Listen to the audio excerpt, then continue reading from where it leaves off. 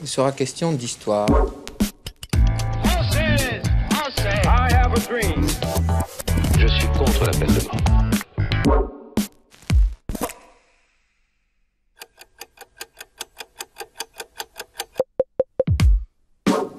Le 14 mai 1948, une foule dense se rassemble devant le musée d'art de Tel Aviv. Vers 16h, le président de l'Organisation sioniste mondiale, David Ben Gourion, proclame l'indépendance d'Israël.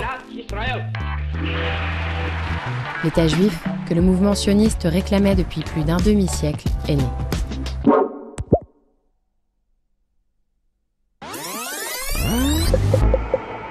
En 1896, face aux persécutions antisémites qui agitent l'Europe, un jeune journaliste juif autrichien, Theodor Herzl, publie L'État juif.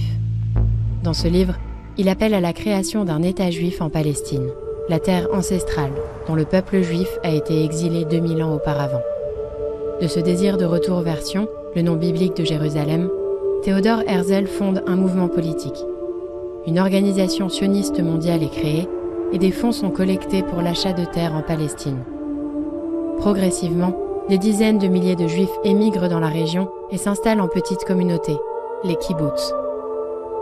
Quelques années plus tard, la déclaration de Balfour pose la première pierre de la construction de l'État d'Israël.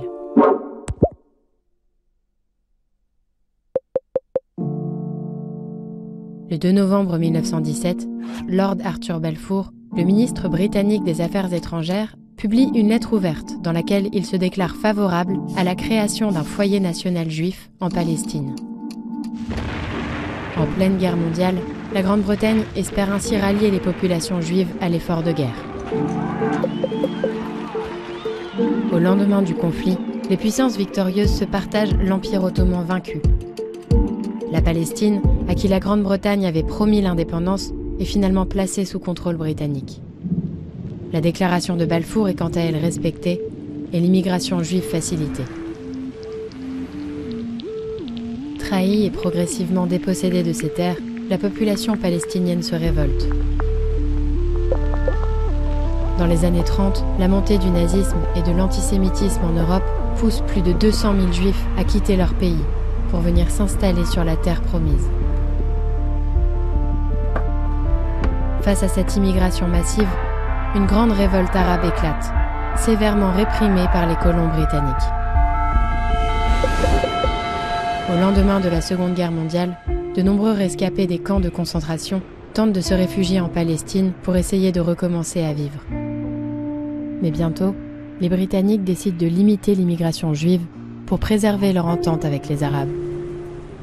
Sous le regard indigné de la presse internationale, ils interceptent les navires clandestins et les forcent à rentrer en Europe ou internent leurs passagers dans des camps. Une nouvelle fois, les survivants de l'Holocauste se retrouvent derrière les barbelés. Une forte émotion gagne alors l'Occident qui s'insurge contre la politique britannique en Palestine. En 1947, l'ONU vote la résolution 181.